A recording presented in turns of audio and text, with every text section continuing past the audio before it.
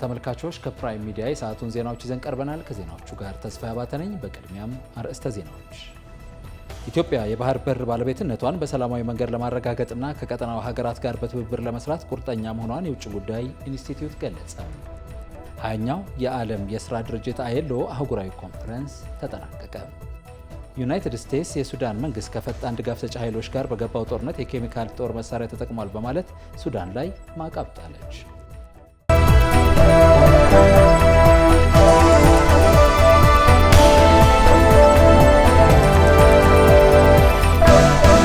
ክቡራን ተመልካቾቻችን በሰዓቱ የዜና ወጃ የሀገር ውስጥ፣ የውጭ፣ የቢዝነስ፣ የመከላከያና ስፖርታዊ መረጃዎችን አካተን ወደ እናንተ ቀርበናል። እንድትከታተሉን ከወዲሁ ጋብዛለሁ። ኢትዮጵያ የባህር በር ባለቤትነቷን በሰላማዊ መንገድ ለማረጋገጥና ከቀጠናው ሀገራት ጋር በትብብር ለመስራት ቁርጠኛ መሆኗን የውጭ ጉዳይ ኢንስቲትዩት ገለጸ። የውጭ ጉዳይ ኢንስቲትዩት ሶስተኛውን የቀይ ባህር ቀጠና ፎረም የቀይ ባህርና የኤደን ባህረ ሰላጤ ቀጠናዊ ሀገራት ለኢኮኖሚያዊ፣ ለደህንነትና ለቀጣይ አቅጣጫዎች በሚል መሪ ሀሳብ አካሂዷል። በጉባኤው የቀይ ባህርን ደህንነት በማስጠበቅ ረገድ ኢኮኖሚያዊና ማህበራዊ ትብብሮችን ከማጠናከር ባለፈ የቀጠናውን ደህንነት፣ የባህር ላይ ዝርፊያዎችን ጨምሮ ሌሎች ህገወጥ ተግባራትን በጋራ መከላከል እንደሚገባ ተጠቁሟል። የውጭ ጉዳይ ኢንስቲትዩት ዋና ዳይሬክተር ጃፋር በድሩ የኢትዮጵያ በቀይ ባህርና በኤደን ባህረ ሰላጤ ሀገራት በንግድና በጋራ ጥቅም የሚያስተሳስሩ በመሆናቸው ከቀጠናው ሀገራት ጋር በጋራ ለመስራት ቁርጠኛ መሆኗን ገልጸዋል። የቀይ ባህር አጀንዳ ቀጠናዊ ሉዓላዊነትን የሚያስጠብቅ ሁለንተናዊ ብልጽግናን ለማምጣት ስትራቴጂክ የንግድ መስመር በመሆኑ ኢትዮጵያ የባህር በር ጥያቄዋን በሰላማዊ መንገድ ለማሳካት እየሰራች መሆኑን አንስተዋል። 20ኛው የዓለም የሥራ ድርጅት ILO አህጉራዊ ኮንፈረንስ ተጠናቀቀ። ኮንፈረንሱ ማጠቃለያ በወጣው የአቋም መግለጫ እንደተጠቀሰው ኢትዮጵያ ጉባኤውን በተሳካ ሁኔታ አስተናግዳለች።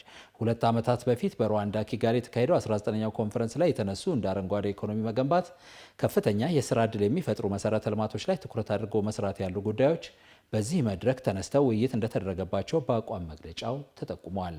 የዓለም የሥራ ድርጅት ፍትሐዊ የሥራ ዕድልና ተስማሚ የሥራ ቦታን በመፍጠር ማህበራዊ ፍትሐዊነትን ማረጋገጥ ላይ አተኩሮ እየሰራ እንደሆነ የተጠቀሰው የአቋም መግለጫው የአፍሪካ ይህንን እውን እንድታደርግ በትብብር መስራት እንደሚያስፈልግም አሳስቧል።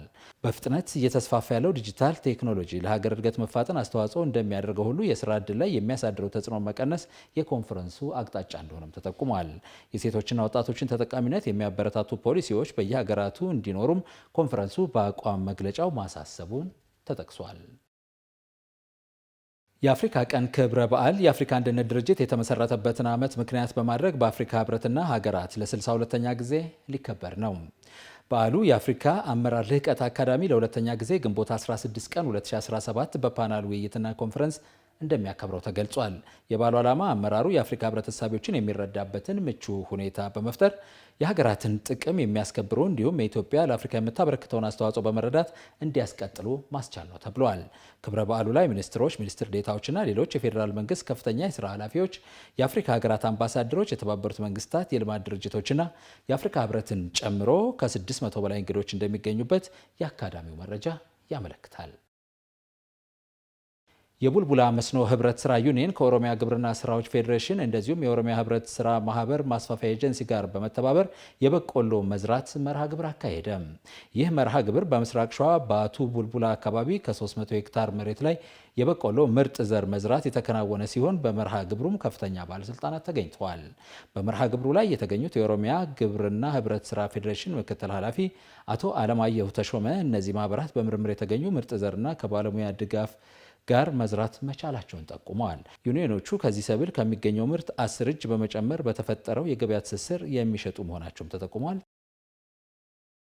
የአሳማ ማደለብና የማርባት ስራ ዘርፍ አሁን ላይ ለበርካታ ወጣቶች የስራ ዕድል ፈጥሯል። ይህ ያልተለመደ የስራ ዘርፍ ወጣቶችን ተጠቃሚ እያደረገ ስለመሆኑም ይነሳል። የወጣቶቹና የህብረት ስራ ኃላፊዎቹን አነጋግሮ አለም ሰገድ አበበ ተከታዩን ጥንቅር አዘጋጅቶታል። በሀገራችን አሁን እየተለመደ የመጣው የአሳማ ማደለብና የማርባት የስራ እንቅስቃሴ ከእለት ወደ እለት እየተስፋፋም ይገኛል። በሸገር ከተማ በመናብቹ ክፍለ ከተማ ነዋሪ የሆነው ወጣት ኃይሌ አየለና ጓደኞቹ የመሰረቱት የአሳማ እርባታና ማደለብ ማህበር መጀመሪያ 10 አሳማዎችን ብቻ በመያዝ ነበር ወደ ስራም የገባው።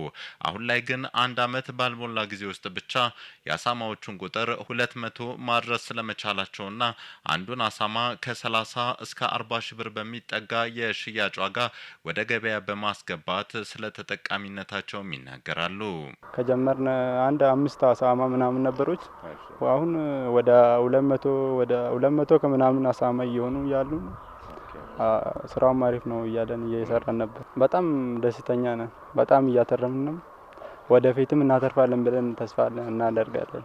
አቶ ባህሩ በቀለ የወሰርቢ ወረዳ የግብርና ጽሕፈት ቤት ኃላፊ በወረዳው የአሳማ እርባታ ላይ ወጣቶችን ማደራጀቱ የነበረውን የተሳሳተ ግንዛቤ ከማስቀየር ጀምሮ ወደ ስራ ስለመገባቱም ያስታውሳሉ።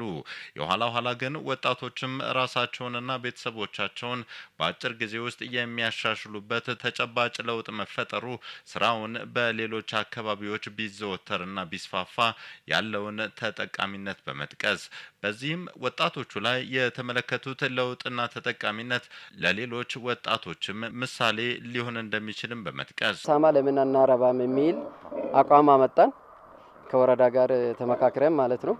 ከዛ በኋላ ወጣቶቹን አወያየን። ስናወያይ አዋጪ እንደሆነ ገዝቶ እንዲያረቡ አድርገን ነበረ።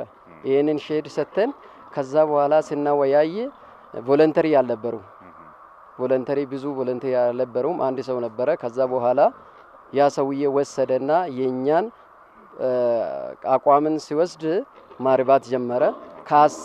ከአስር ያልበለጠ አሳማ አስገብቶ ነበረ። ከዛ ብዙ አሳማ አግኝቶ ነበረ ማለት ነው። አርብቶ ነበረ። ከዛ በኋላ እየሸጠ ነበረ። ወደ 200 የሚሆኑት አንዱ አሳማ 30 ሺህ ብር እየሸጠ ከዛ በኋላ ተመልሰ ምን እየሰራችሁ ነው? እንዴት ናችሁ? አዋጪ ነው ብለን ስንጠይቃቸው ክትትል ስናደርግ እንደ አሳማ አዋጭነት የለም። ድሮም ተሳስተን ነበረ። በሱሉልታ ከተማ የግብርና ጽሕፈት ቤት ምክትል ኃላፊ የሆኑት አቶ ሽመልሱ በበኩላቸውም በከተማው በግብርናው ዘርፉ በርካታ ወጣቶችን ተጠቃሚ ያደረጉ ስራ መከናወናቸውንም ያነሳሉ። ከነዚህ መካከል የአሳ ማስገር ስራ፣ የአሳማ እርባታና የማደለብ እንቅስቃሴ፣ የወተት እርባታ ተጠቃሽ ስለመሆናቸውን በማንሳት ከነዚህ መካከል በአሳማ እርባታ ላይ የተሰማሩት ወጣቶች በከተማው 4 ስፍራዎች ላይ ውጤታማ የአሳማ ማደለብና እርባታ ስራ እየተከናወነ እንደሚገኝ አቶ ሽመልስ ለፕራይም ሚዲያ ሀሳባቸውን ያጋራሉ። ለዘንድሮ በሰራነው ደግሞ መነሻ ሆኖልናል ማለት ነው። እነዚህ ላይም የገበያ ትስስርም ብዙም ችግር አልነበረንም። መጀመሪያ ፕሮሞሽን ተሰርተዋል። የሆነ ከውጭ ዜጎች ጋር አስተዋወቅ ነው። ዝርያቸውም የኛ ጥሩ ነበሩ። ከዛ ራሳቸው መጥተው እየወሰዱ ነበር ማለት ነው። ስለዚህ አሁን በዚህ ምክንያት ሰዎቹም ወደ ስራው ገብቶ ስራው በጣም በስፋት እየሰራ ነው ማለት እንችላለን። ክቡራን ተመልካቾቻችን አሁን የቢዝነስ መረጃዎችን ወደ እናንተ የምናደርስበት ሰዓት ላይ ደርሰናል። መረጃዎቹን ልታደርሰን ባልደረባችን ሀና አስታጥቄ እዚህ ስቱዲዮ ትገኛለች። ሀና እንደምን አመሸሽ? እንዴት አመሸህ ተስፋዬ? ምን አይነት የቢዝነስ ዜናዎች ለተመልካቾቻችን አዘጋጅተሻል? እሺ ወደ መጀመሪያው መረጃችን እንግዲህ ስናልፍ የያቤሎ አውሮፕላን ማረፊያ በጥሩ አፈጻጸም ላይ እንደሚገኝ የትራንስፖርትና ሎጂስቲክስ ሚኒስትሩ ዶክተር አለሙ ስሜ ገልጸዋል። እንግዲህ ሚኒስትሩ ይሄንን ያሉት በአብዛኛው የተጠናቀቀውን የያቤሎ አውሮፕላን ማረፊያ በጎበኙበት ወቅት ነው። እንግዲህ ተስፋዬ እንደምታውቀው መንግስት የአየር ትራንስፖርት አገልግሎትን ለማስፋፋት በሚያደርገው ጥረት ውስጥ በአሁኑ ሰዓት 5 የተለያዩ የአውሮፕላን ማረፊያዎች ይገኛሉ። ይሄ እንግዲህ ከአገር ውስጥ የያዝነው መረጃችን ነው። ወደ ውጭ መረጃችን እንግዲህ ስናልፍ የቻይናው የኤሌክትሪክ መኪና BYD በአውሮፓ ለመጀመሪያ ጊዜ ከፍተኛ ሽያጭ ማስመዝገቡን ተገልጿል ወይም ደግሞ ሰምተናል። ይህም እንግዲህ የቻይና ኤሌክትሪክ መኪኖች በአውሮፓ ከፍተኛ ተቀባይነትን እያገኙ መምጣታቸውን የሚያሳይ እንደሆነ ይታወቃል ማለት ነው። በሀገራችንም BYD መኪኖች እየተዘወተሩ ማለት ነው። አዎ የኤሌክትሪክ መኪኖች በተለይ የቻይኖቹ በጣም ከፍተኛ ተቀባይነት እያገኙ መምጣታቸውን የሚያሳይ ነው። እንግዲህ ይሄ የአውሮፓ ህብረት ከቻይና የሚገቡ ምርቶች ላይ ታሪፍ ከጣለ በኋላ የመጣ እንግዲህ ትልቅ ትርፍ ነው ማለት ነው። ይህም እንግዲህ የአውሮፓ መኪኖች በቻይና ያላቸው ተቀባይነት መጨመሩን እና አመኔታ ማግኘታቸውም እንደሚያሳይ ብዙ አካላት እየገለጹ ነው። ይህንንም ከውጭ የምንመለከተው መረጃችን ይሆናል። መልካም ጊዜ፣ መልካም ንባብ። አመሰግናለሁ።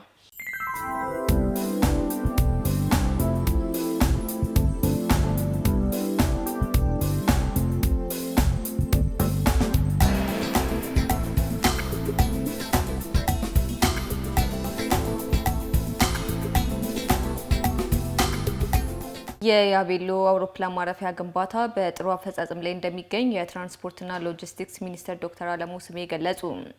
ሚኒስትሩ 90 በመቶ በላይ የተጠናቀቀውን የያቤሎ አውሮፕላን ማረፊያ የግንባታ ሂደት ጎብኝተዋል።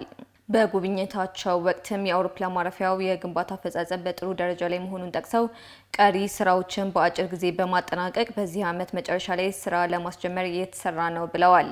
የአውሮፕላን ማረፊያ ግንባታው ለአካባቢው ማህበረሰብ ከፍተኛ ጠቀሜታ አለው ያሉት ሚኒስትሩ አካባቢው ከፍተኛ የቀንድ ከብት እርባታ የሚካሄድበትና በእርሻ ሊለማ የሚችል ሰፊ መሬት ያለበት ከመሆኑ በተጨማሪ የቦረና ገዳ ስርዓትና የህዝብ አኗኗር ለቱሪስት መዳረሻ የሚሆን ነው ብለዋል።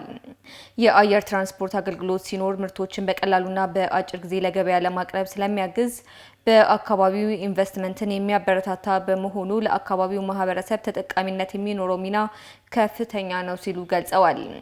የያቤሎ አውሮፕላን ማረፊያ 2.6 ኪሎ ሜትር የማኮብኮቢያ ሜዳ ያለው ሲሆን በሚኖረው ወቅታዊ የንፋስ አቅጣጫ መነሻነት በሁለት አቅጣጫ አገልግሎት መስጠት የሚችል ሆኖ የተገነባ ነው። የሌማት ትሩፋት መርሃ ግብር ተግባራዊ በመደረጉ በአሳ ምርት ላይ ከፍተኛ እድገት መመዝገቡን የግብርና ሚኒስቴር ገለጸ። በመርሃ ግብሩ ለአሳ ምርት ከፍተኛ ትኩረት መሰጠቱን በሚኒስቴሩ የአሳ ሀብት ልማት ዴስክ ኃላፊ ዶክተር ፋሲል ዳዊት ገልጸዋል። በዚህም የግብርና ሚኒስቴር ለዘርፉ ውጤታማነት ባከናወናቸው ስራዎች በአሳ ምርት ላይ ከፍተኛ እድገት መመዝገቡን ተናግረዋል። የሌማት ትሩፋት መርሃ ግብር ከመጀመሩ በፊት በዘርፉ የነበረው እንቅስቃሴ አነስተኛ እንደነበር ጠቅሰው ከ2014 ዓ.ም ወዲህ ሀገራዊ የአሳ ምርት በእጅጉ እየተሻሻለ መምጣቱን ገልጸዋል። በ2014 ዓ.ም 73.14 ሺህ ቶን የነበረው የአሳ ምርት በ2015 ወደ 101.36 ሺህ እንዲሁም በ2016 ወደ 131 ሺህ ቶን ማደጉን ገልጸዋል። በርከት ያሉ ምርቶችንና የፋብሪካ ግብአቶችን ማምረት የሚችለው አዋሽ ፍለር ፋብሪካ ማስፋፊያ ግንባታው ተጠናቆ ተመረቀ። በምርቃት መርሃ ግብሩ ላይ የአፋር ክልል ርዕሰ መስተዳደር ሀጂ አወል አርባ እንደገለጹት የአዋሽ ፍለር ፋብሪካ የመስፋፊያ ግንባታ በርካታ ምርቶችን እንዲያመርት በሚያስችለው መልኩ ተጠናቋል ብለዋል።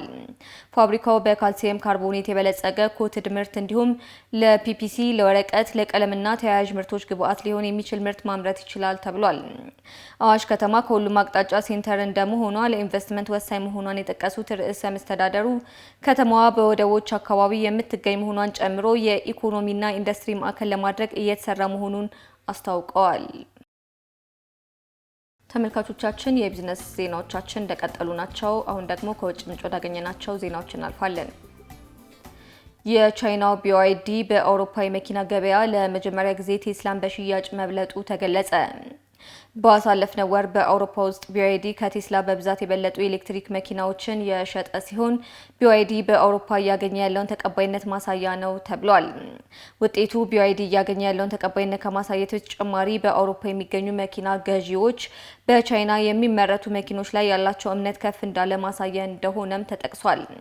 የአውሮፓ ሕብረት ከቻይና የሚገቡ መኪናዎች ላይ ታሪፍ የጣለባቸው ቢሆንም በዋጋቸው አነስተኛ የሆኑት የBYD ኤሌክትሪክ መኪኖች ተመራጭ እንደሆኑም ተገልጿል። BYD አሁን ላይ የመኪና ማምረቻ ፋብሪካውን በሃንጋሪና ቱርክ ውስጥ እየገነባ ሲሆን ይህም ያለ ምንም ታሪፍ ለአውሮፓ ገበያ መሸጥ ያስችለዋል። የአውሮፓን ኤሌክትሪክ ገበያ ተቆጣጥሮት የነበረው ቴስላ አሁን ላይ 49 በመቶ የሽያጭ ገበያው መቀነሱን የዘገበው ኒውዮርክ ታይምስ ነው።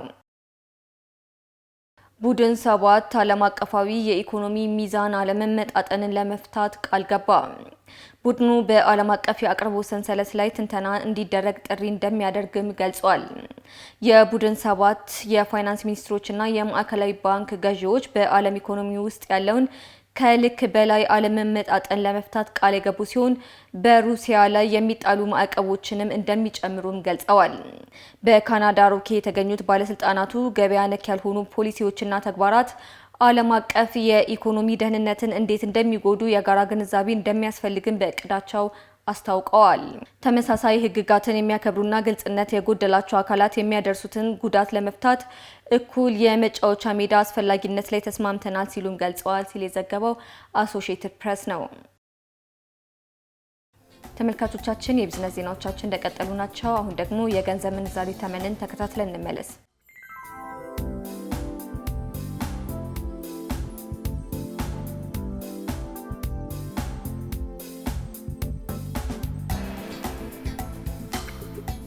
ተመልካቾች ለሰዓቱ ያዝናቸው የቢዝነስ ዜናዎች ይህን ይመስላሉ። አብራችሁን ቆይታ ስላደረጋችሁ እጅግ እናመሰግናለን። ቀሪ የፕራይም ዜናዎች ይቀጥላሉ። በእኔ በኩል መልካም ጊዜ።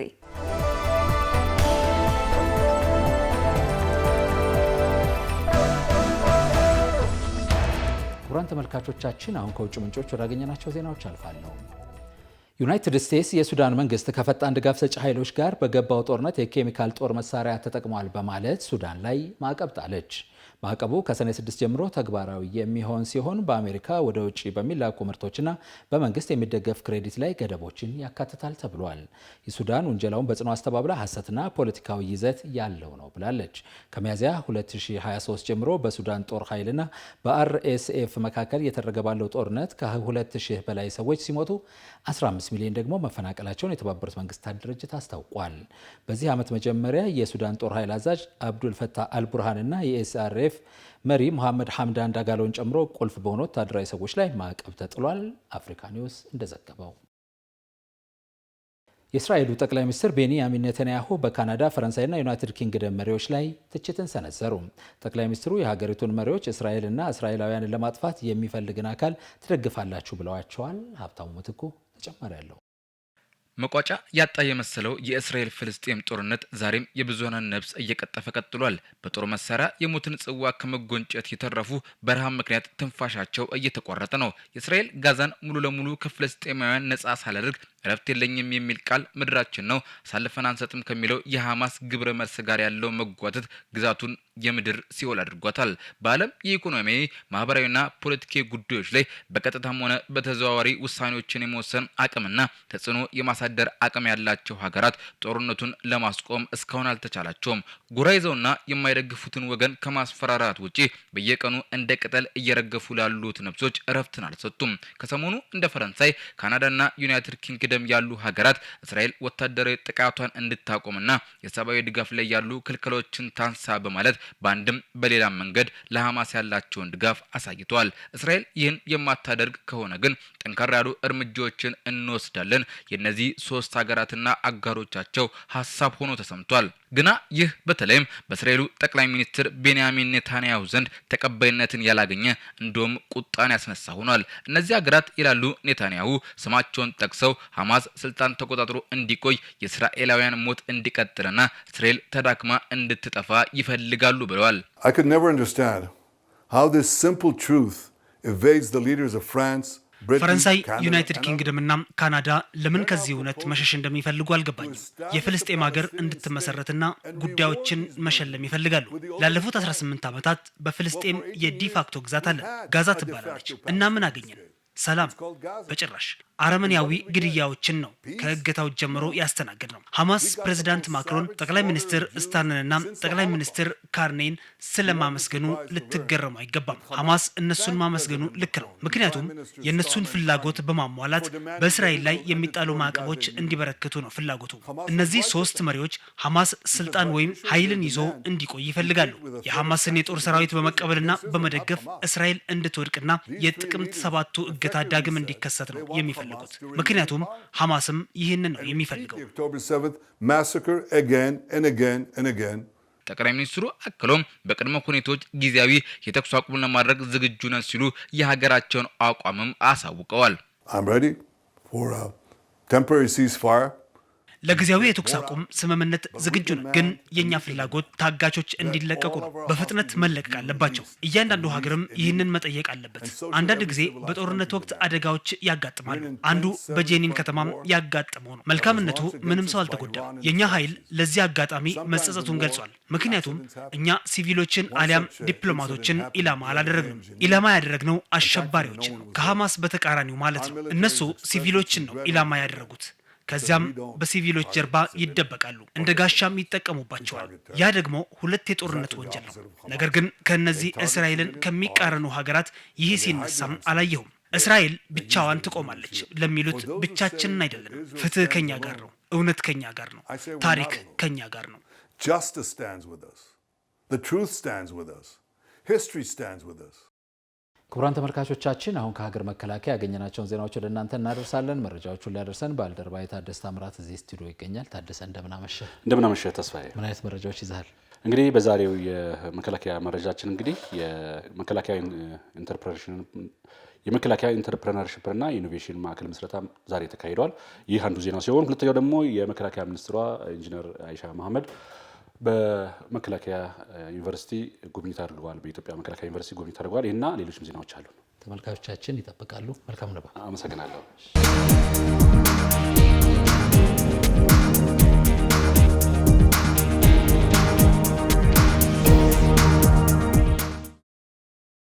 ኢኖቬሽንን በመጠቀም የዘመናዊ ሰራዊት ግንባታን ማፋጠን ይጠበቅብናል ሲሉ ፊልድ ማርሻል ብርሃኑ ጁላ ተናገሩ።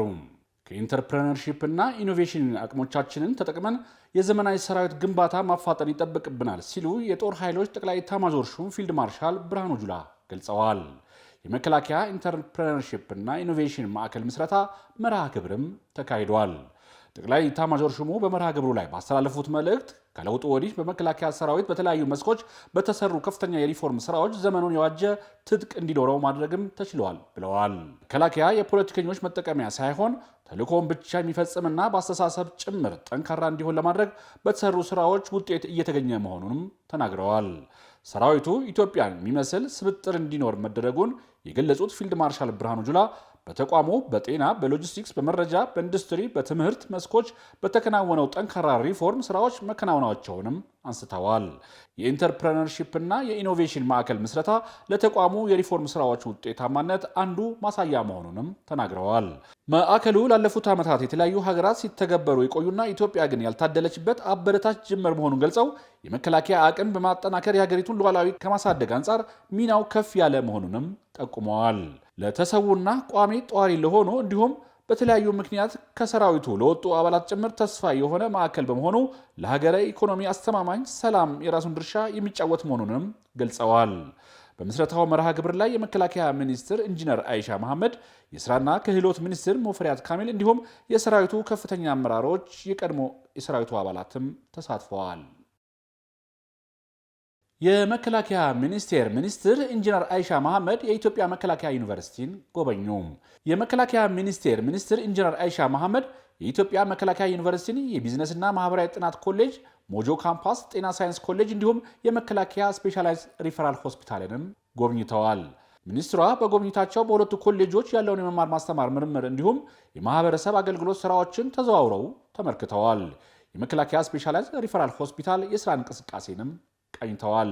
ዩኒቨርሲቲው በመማር ማስተማር በምርምር ስራዎችና ማህበረሰብ አገልግሎቶች እያደረጋቸው ያሉትን መሻሻሎች ሚኒስትሩ አድንቀው ለዩኒቨርሲቲው ከፍተኛ የስራ ኃላፊዎችም ምስጋናቸውን አቅርበዋል።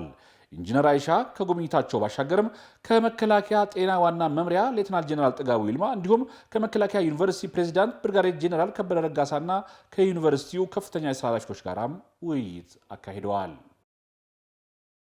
የተቋሙን አገልግሎት የሚመጥን በአዲስ መልክ የክብር ዘብ መቋቋሙ ተገለጸ። የኢትዮጵያ ፌዴራል ፖሊስ የሰራዊት ግንባታ ዋና መምሪያ ኃላፊ ምክትል ኮሚሽነር ደቻሳ ቢቱማ ተናግረዋል። የኢትዮጵያ ፖሊስ የረጅም ዕድሜ ታሪክ ያለው አንጋፋ ተቋም በመሆኑ ታሪኩንና አገልግሎቱን የሚገልጽ የሚመጥን ራሱን የቻለ የክብር ዘብ በአዲስ መልክ መደራጀቱንም ገልጸዋል። አዲሱ የክብር ዘብ አባላት ከተመረቃቸው ጊዜ ጀምሮ ተቋሙ የተለያዩ ሙያዎችና ዲሲፕሊኖች እንዳለው እንዲሁም ብዙ የጥበብ ያሉበት ተቋም መሆኑን በመገንዘብ የተመደባችሁበትን ስራ በብቃት መስራት አለባችሁም ብለዋል። እናንተ የፖሊስ የክብር ዘብ አባላት ከሀገር ውስጥና ከውጭ ሀገር ወደ ተቋማችን የሚመጡ እንግዶችን ስትቀበሉ በስነ ምግባርም ይሁን በአካላዊ ብቃት ዝግጁ መሆናችሁ መገኘት አለባችሁ ካሉ በኋላ በቀጣይ ራሳችሁን በማብቃት ሁሌም መማር አለባችሁ ሲሉ የስራ መመሪያም ሰጥተዋል። ተመልካቾቻችን ከመከላከያ ምንጮቻችን ያገኘናቸውን ዜና መከላከያ ይህን ይመስላል። ሰላም።